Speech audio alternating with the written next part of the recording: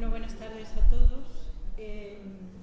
Siento comunicaros que el aire acondicionado hace unos momentos que se ha estropeado. Está el técnico intentando arreglarlo, pero mientras no lo arregle vamos a estar con un poquito de calor. Bueno, me gustaría empezar agradeciendo a la Casa de la Provincia el que nos haya dado este espacio tan magnífico para poder dar esta conferencia.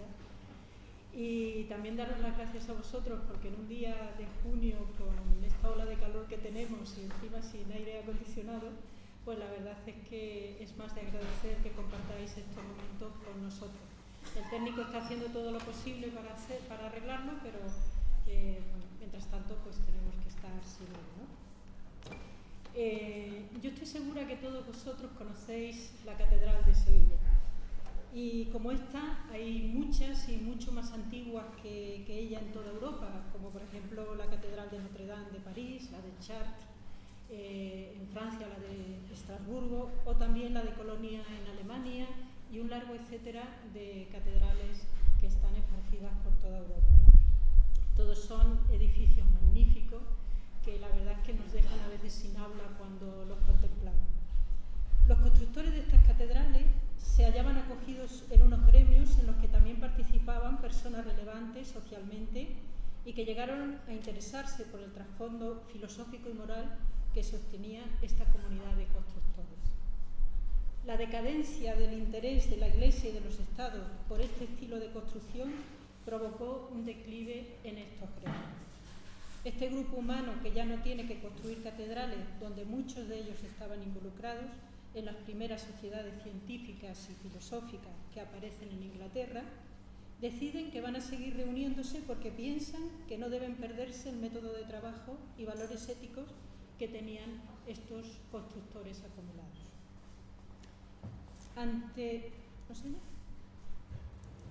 ¿Lo oís? Ante este método les servía para construir catedrales y ahora pretenden que sirva para construir personas con unos determinados valores éticos, como la idea de considerarse hermanos, compartiendo y buscando la excelencia en todo trabajo que hacían y unas normas éticas para la convivencia donde no se haga diferencia entre distintas clases sociales y distintas religiones. El 24 de junio celebramos el 300 aniversario de la formalización de esta transición de una masonería operativa a una masonería especulativa. Y nuestra logia, Obreros de Irán número 29, quiere celebrarlo con una conferencia del catedrático Leandro Álvarez Rey sobre la figura de don Diego Martínez Barrios, que fue un insigne masón que destacó tanto por su actividad masónica como por su actividad política. Leandro Álvarez Rey es catedrático de Historia Contemporánea de la Universidad de Sevilla, ha publicado numerosos libros sobre masonería y yo creo que ha hecho una gran investigación, sobre todo sobre la masonería andaluza. Y el libro que me gustaría resaltar hoy por ser sobre la figura de don Diego Martínez Barrios es el que publicó con el nombre Palabra de Republicano. Quiero agradecer que estés una vez más con nosotros, dando la información sobre la masonería andaluza y participando en que se conozca realmente lo que es nuestra historia y lo que fuimos en un tiempo y sobre todo lo que fue la figura de don Diego Martínez Barrios, al que creo que los dos nos gusta investigar y estudiar sobre él. Gracias por estar aquí con nosotros.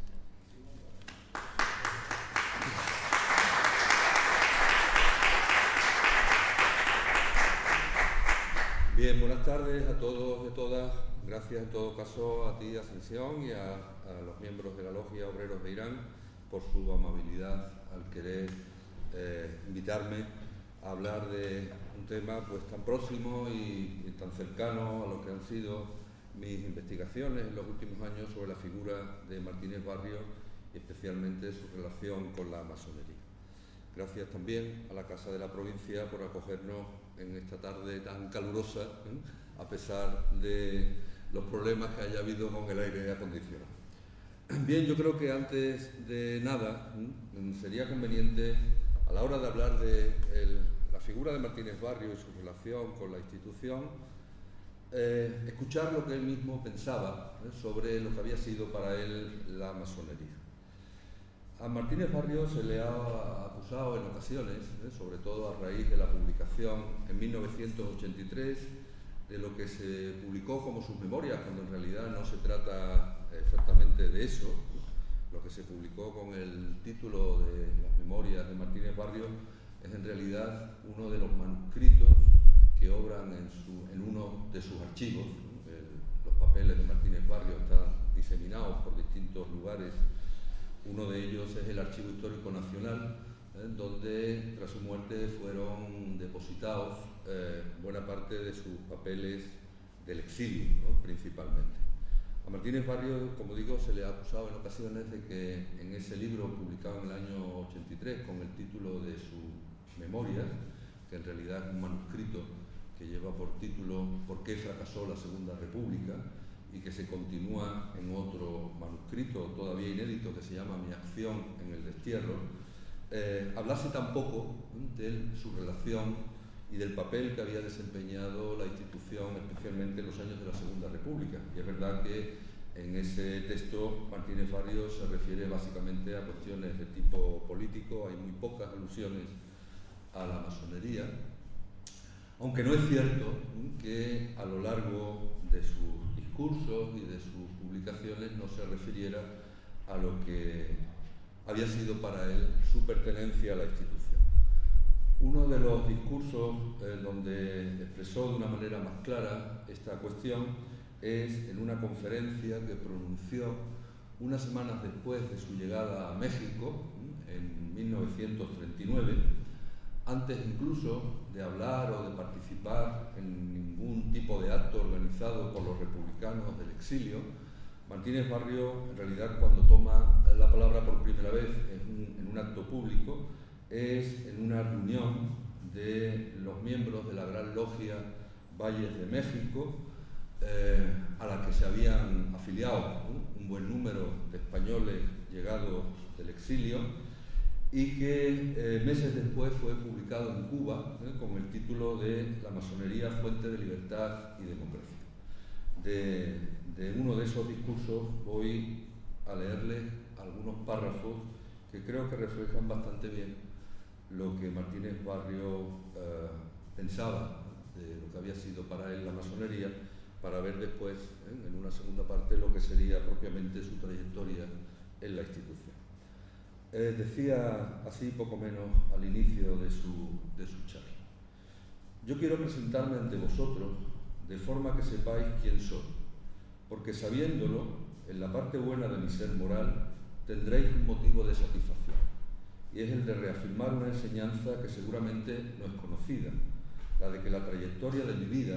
en lo que tiene de elogiosa y recta,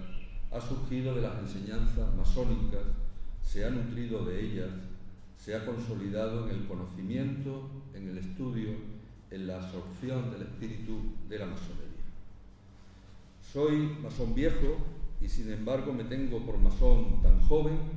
que me sentaría constantemente en los bancos de los recién iniciados. Soy masón viejo y he aprendido muchas cosas de la masonería que no son familiares a todos los masones, y además una verdad que fuera del templo masónico es punto menos que desconocida, y es que por mucho que se avance en el camino del conocimiento, por mucho que se avance en el camino de la solidaridad y de la fraternidad, por mucho que se avance en la vida del hombre, esa vida es demasiado corta para alcanzar el dominio sobre ninguna materia especulativa. Y es corta también, por lo menos en el espacio de una sola vida, para alcanzar el dominio sobre sus pasiones y convertirse en un intachable ser moral. Esta enseñanza es puramente masónica. Yo no la hubiera aprendido en un partido político, en una escuela sociológica, ni en la confusión abigarrada de los hombres en el discurrir diario de sus tareas. No, en los partidos, en las agrupaciones económicas, en las mismas asociaciones de tipo religioso, confesional y dogmático, los hombres suelen aprender que las enseñanzas que conocen contienen toda la verdad, y que desde el momento en que se perciben, el ignorante se convierte en sabio, el sabio en doctor, el doctor en pontífice y continuamente pueden predicar ex cátedra sin escándalo ni rubor. En masonería aprendí lo contrario. Dentro de las logias, estudiando los fundamentos de la institución masónica, supe una desilusionadora verdad, la de que la verdad no se puede poseer jamás, más aún de que al desarrollo y al progreso del espíritu humano conviene que no se conozca ni se posea nunca la totalidad de la verdad. El conocimiento a través de las instituciones masónicas de que no se puede poseer, de que no se puede conquistar totalmente la verdad, me hace humilde. Soy, por paradoja, un hombre soberbiamente humilde. Soy humilde en cuanto reconozco mi limitación. Lo soy en cuanto tengo una profunda capacidad de admiración a la obra y al hombre ajenos, capacidad de admiración que falla a muchos hombres. Y soy soberbio en cuanto que estas virtudes de pura raíz masónica las sustento como blasón honroso con el que me presento en liza frente o al lado de los demás hombres. Mi humildad soberbia me ha traído ahora a este punto trágico en que han depositado las cosas de España a muchos de sus hombres representativos, en un estado, no me avergüenzo de decirlo, ni me enorgullezco de ello, porque quizás sea ajeno a mi propia voluntad, en un estado de completa serenidad. Más de una noche, de las que van transcurridas desde que salí de España, cuando he ido a reclinar la cabeza en modesto lecho de una más que modesta habitación y he recordado los días no más placenteros, pero sí aparentemente más brilladores, en que la recostaba en otros lugares donde se daban cita todas las vanidades humanas para rendir pleitesía, más de una noche, repito, me he quedado en la contemplación de lo que soy, comparándome con lo que fui, en un estado de completa serenidad. Y ha venido a mi mente aquella enseñanza masónica que aprendí antes de que fuera aprendiz masón, porque me la dieron en el documento que hube de firmar solicitando mi ingreso en la institución. Conténtate con todo, de todo y por todo. Y recordando esta enseñanza, ya he sentido mi ser moral bañado en una absoluta serenidad. A otros hombres no los he visto así. Les ha exasperado la derrota, el vencimiento, en la misma medida que les exaltó el poderío y el triunfo. Fueron águilas caudales cuando nuestras ideas gobernaban en España. Son hoy míseros pajarillos que se ocultan en la fronda porque están nuestras ideas derrotadas temporalmente. Pero, ¿qué importa el triunfo? ¿Qué vale la derrota? ¿Qué significa en el concepto de la humanidad, en el juicio de los actos humanos que realicen mañana los pueblos, la derrota fugaz, el triunfo, por largo que sea, fugaz también, de esta o de los otros principios? Para mí, el triunfo o la derrota estriba en que el principio que defiendo se sostenga o caiga por tierra porque su fundamento sea falso. Mientras la chispa de verdad que va en toda doctrina siga alumbrando el mundo y la que va en el faro de la masonería lo alumbrará por largos siglos, mientras siga alumbrando al mundo, triunfante o derrotado, puesto que lleva una gran parte y una gran fuerza de verdad, tiene a los hombres en esa posición soberbiamente humilde en la que saben que el triunfo, si llega, les es merecido y la derrota, como no la merecían, no les abate, ni les destroza, ni les aniquila. Cuando nuestros adversarios persiguen y eliminan a los masones, saben muy bien lo que hacen. No ignoran que en cada masón hay una conciencia insobornable que no se deja seducir por los acontecimientos exteriores que a los demás hombres políticos, que a los hombres que militan en escuelas sociales, les lleva con tanta facilidad a la rectificación. Las grandes verdades masónicas de ayer, opuestas a las grandes mentiras triunfantes a lo largo de la historia que ellos representan, seguirán siendo también verdades mañana, en tanto que sus dogmas, pulverizados por la inteligencia, habrán de desplomarse y morir definitivamente. Es por ello que ni se nos conquista ni se nos alucina prometiéndonos un mejoramiento material a cambio de que les entreguemos nuestra libertad espiritual.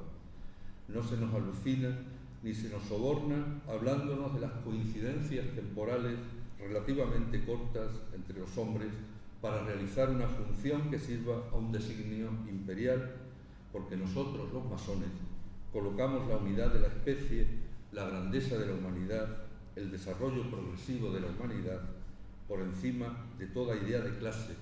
de toda idea imperial de toda idea nacional. Eso somos y defendemos los masones. Y eso es lo que yo aprendí de la masonería, fuente de libertad y democracia. Martínez Barrio ingresó en la masonería en mayo de 1908, siendo admitido unas semanas después, el 1 de julio, a la edad de 24 años, en esa logia que ven en esa fotografía, la logia Fe de Sevilla,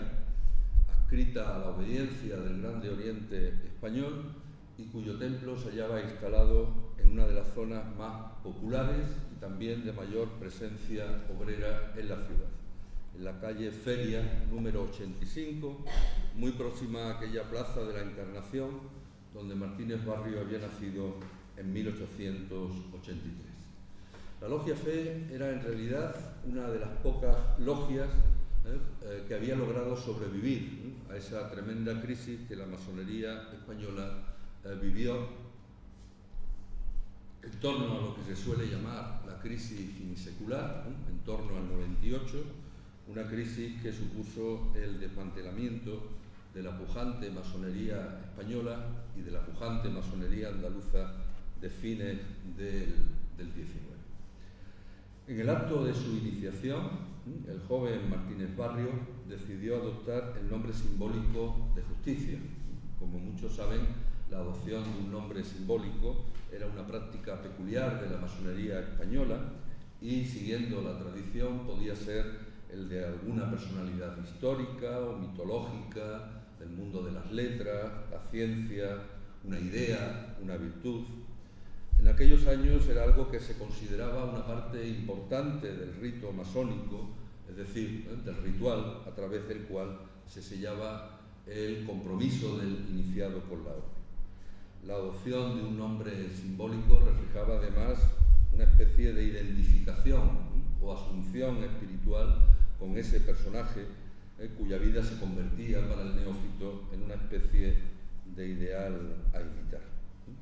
Durante 3 años Martínez Barrio fue conocido entre sus hermanos los masones con ese nombre simbólico de Justicia,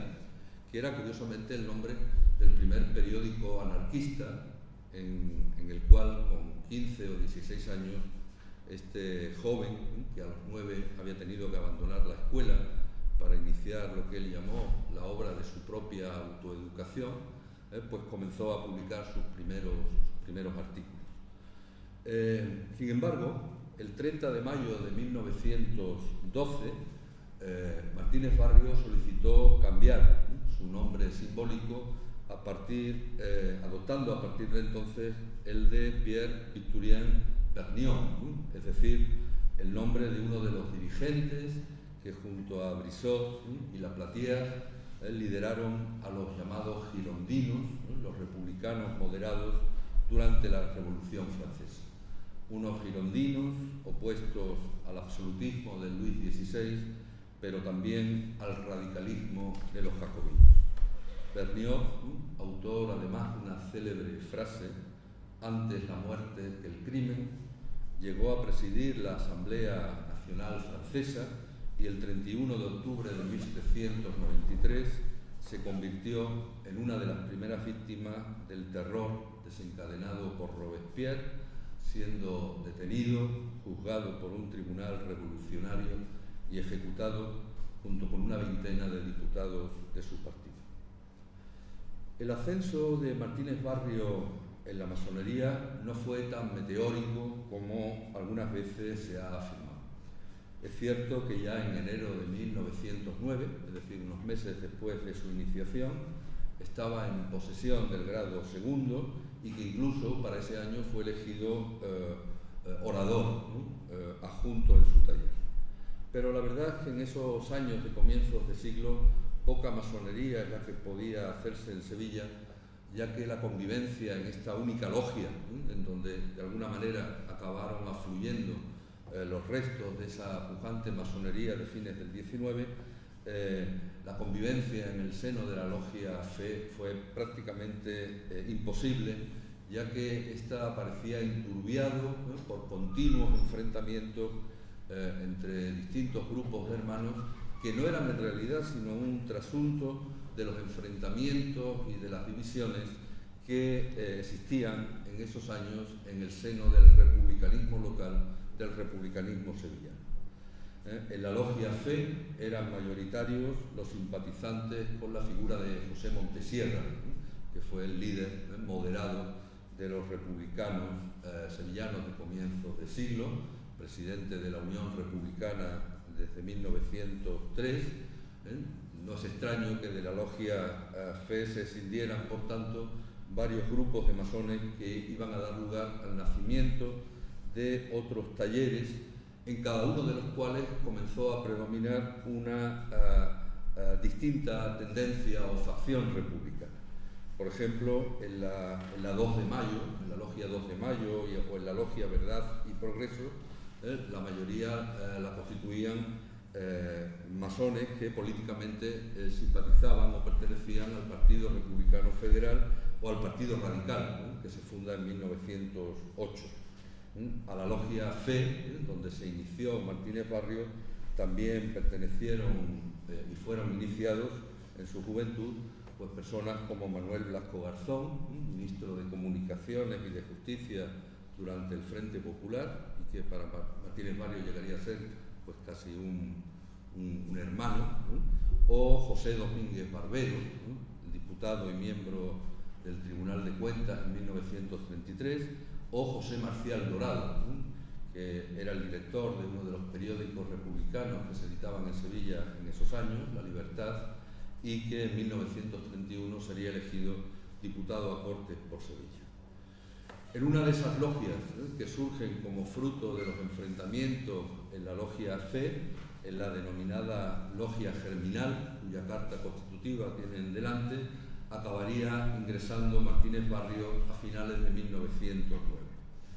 Una logia germinal que era en realidad una logia casi irregular, porque al poco de ser fundada y merced a un proceso incoado por la logia Fe, fue expulsada del GROE. En mayo de 1910, la germinal ingresó en una nueva y efímera obediencia que se constituyó por esos años, el llamado Gran Oriente de España, que se decía sucesor de una de las obediencias del mismo nombre, desaparecida a fines del XIX. Y unos meses después, este taller llamado Germinal, presidido por Antonio Fajardo Sánchez, otro de los dirigentes republicanos de la Sevilla de comienzos de siglo, se convertiría junto con la logia Virtud de Málaga, la única logia que había en Málaga conseguido resistir los efectos de esa crisis de fin de siglo, en la impulsora de lo que se autotitularía la Gran Logia Simbólica Regional Andaluza Independiente. Una gran logia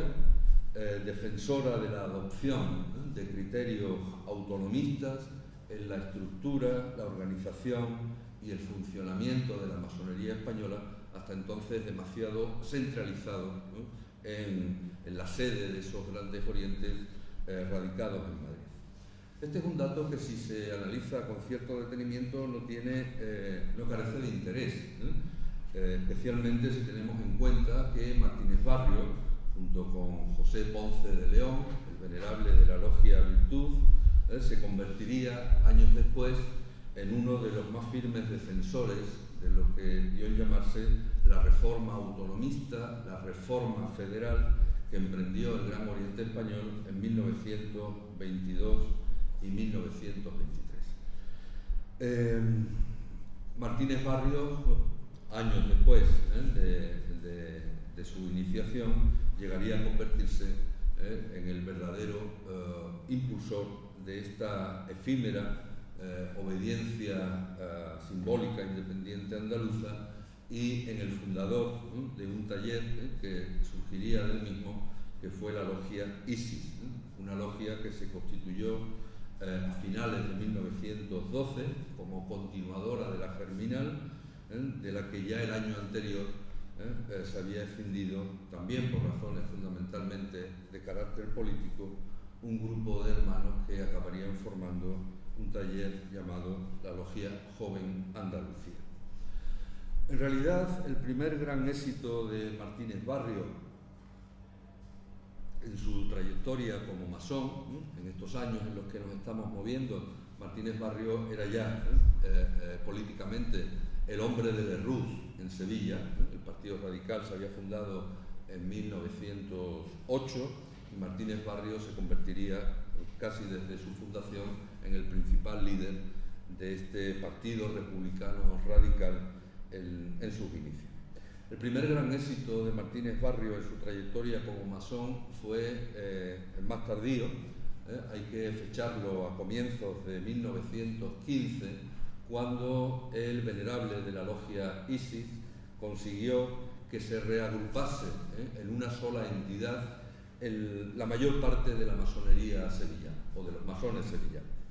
Es así como nació la respetable, augusta, poderosa y benemérita logia Isis y Osiris de Sevilla, adscrita a la obediencia del Gran Oriente Español y fruto en realidad de la fusión en un solo taller de la mayoría de las logias que existían entonces en Sevilla: la Germinal, la Isis, la Joven Andalucía, Adelante, Hermes, etc. No es extraño, por tanto, que ya en la asamblea anual que celebró en Madrid a finales de mayo de 1916 el Gran Oriente Español, Martínez Barrio, que había acudido como representante de la Isis y Osiris, fuera nombrado orador en la Asamblea Nacional del GOI. Desde su fundación a comienzos del año 15 y hasta julio del 36, Isis y Osiris, la logia por antonomasia del cada vez más conocido hermano Vergniaud, desarrolló una pujante actividad, convirtiéndose de hecho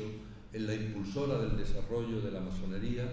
no solamente en Sevilla, sino en el resto de Andalucía, y especialmente en la Baja Andalucía. Durante sus 20 años de existencia, por esta logia pasaron cerca de 400 individuos, muchos de los cuales fundarían a su vez talleres masónicos en los principales pueblos sevillanos. Ahí tienen a un grupo de hermanos de las logias Rizal, de Utrera y Filipinas de Alcalá de Guadaira, pero también en provincias como Huelva, como Córdoba, como Cádiz. En todas estas fundaciones o reactivación de logias se dio el fenómeno de que sus impulsores habían sido masones iniciados en la logia sevillana Isis y Osiris.